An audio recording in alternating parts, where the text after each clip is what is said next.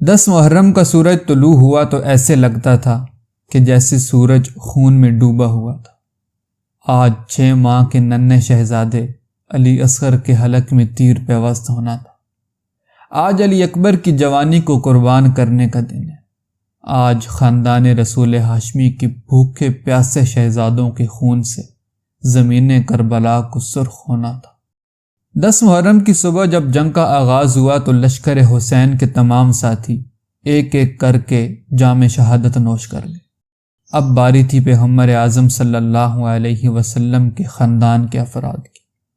سب سے پہلے علی اکبر علیہ السلام میدان میں گئے اور دیوانہ وار لڑتے ہوئے جام شہادت نوش کر گئے۔ اس کے بعد حضرت امام حسن علیہ السلام کے شہزادے حضرت قاسم گئے اور شیر کی طرح لڑے، اور بالآخر لڑتے لڑتے وہ بھی اپنے خالق کے حقیقی سے جا ملے۔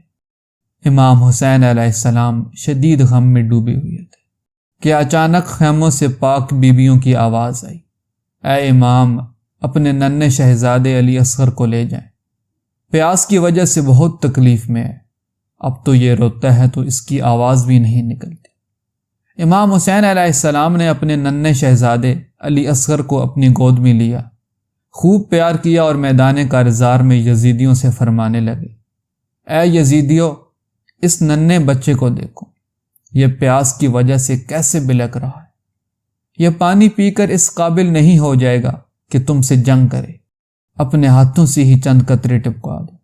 امام حسین علیہ السلام ابھی یہ گفتگو فرما ہی رہے تھے کہ ایک بدبخت نے تیر مارا جو علی اصغر کے حلق میں پیوست ہو گیا۔ ننھا شہزادہ اپنے ہی خون میں نہا گیا۔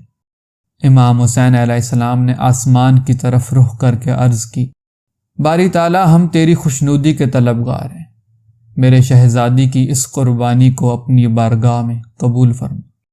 دوستو، آج میدان کربلا میں خاندان ہاشمی کے مہکتے پھول بکھرے پڑے ہیں، کہیں حضرت عباس علمدار تو کہیں حضرت قاسم، کہیں حضرت علی اکبر تو کہیں حضرت مسلم بن عقیل کے بھائیوں کے لاشیں، اور کہیں وہ ننھی کلی بھی ہے جو ابھی کھلنے بھی نہ پائی تھی۔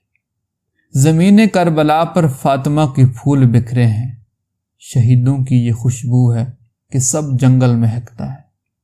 آج سیدہ فاطمہ سلام اللہ علیہا کے پھولوں نے کربلا کے جنگل کو گلزار بنا دیا ہے، اور اپنے نانا جان سید عالم صلی اللہ علیہ وسلم کے دین کے تحفظ کے لیے ایسی قربانیاں دی ہیں جس کی دنیا میں مثال نہیں ملتی۔